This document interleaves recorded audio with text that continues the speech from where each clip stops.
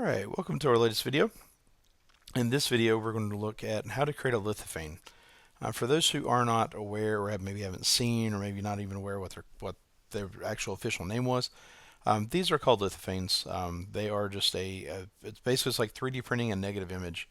The actual definition of lithophane is it's a kind of ornamentation typically made of porcelain that is visible when held to the light.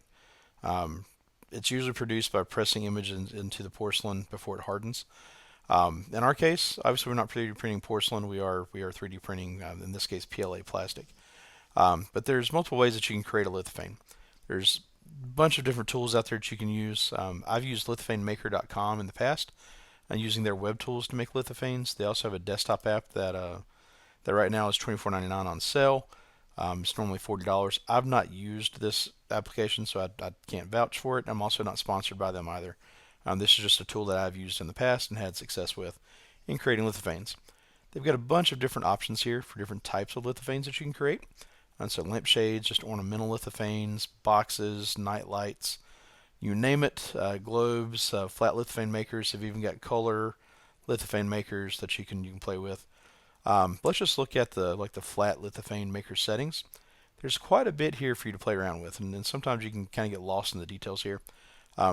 This site does do a really good job creating lithophanes. Again, I've used them. I've been printing them for years. I'm even on the old bed slingers that we used to have, my Ender clones that I've used, those types of things. They would take a long time on those printers. Printers nowadays, you can print up a lithophane in 4.5, 5 hours for a really detailed one. Sometimes less for smaller, less detailed ones.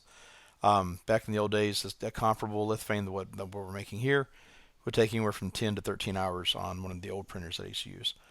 So in this case, we're actually not going to jump into LithophaneMaker.com just yet. We are going to jump over to Makerworld. I know for those who aren't Bambu users, I'm not a Bambu fanboy. I do have a couple Bambus, but I also run FlashForge in my print shop as well. So the files that you create with the Bambu comparable type tools, they'll work on the FlashForge as well. Again, we're only printing a single color job, so you're not going to worry about recoloring anything once you get it over into the FlashForge Orca Slicer variant. You're just going to print in a single job. One thing that I have noticed, if you do go from Bambu to the FlashForge, is I've had to adjust the thickness on the plastic just a little bit because the FlashForge seems to print just a little thicker. I need to play with that. It could just even possibly be the calibration of my FlashForge I've got to play with. But regardless, sometimes you may get a little different output based on which printers you're using. Again, I've printed on both my Bambu P1S, my FlashForge AD5X, and on my Bambu A1 Mini, and had great luck printing lithophanes out on all three. They're all great machines. These are really nice to be able to hand out as gifts and things. One thing I do want to highlight right fast, again, not a sponsor, not affiliated in any shape, form, or fashion, but this particular job here from Makerworld, this is from Trusted Developments over on Makerworld, and it is a modular lantern that uses lithophanes for the panels. I've used this to print for gifts for family, and it's been a phenomenal gift. They love it.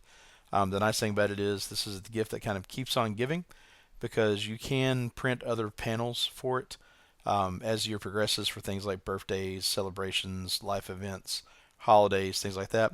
And it really turns out to be a nice little gift for folks as well. You can use different lighting in these. You can use a core that you wrap LED strips around. You can use a core that mounts LED light boards around it. For the several that I've made, I've actually just used the Bambu LED puck that they sell in the Bambu market. That just has a little USB cable that comes out of the bottom, and it's worked fantastic. It lights up well, and it looks really, really nice. So again, a nice way that you could utilize these lithophanes is using something like a lantern or a light box, or even just getting it with a suction cup, right, and just sticking it to the window. You can do that over on the LithophaneMaker.com. They have some formatting for that. But you've got some flexibility with how you play with those. The way that we're going to set up a lithophane tonight is actually going to be using Makerworld. They have a really nice lithophane maker that's very simple. I would recommend starting with something similar to this. If you don't use Makerworld, fine. Play around some of the other lithophane maker sites that are out there or tools. Find one that's simple, start off with that, and then grow from there, because you can get fairly complex with some of the settings.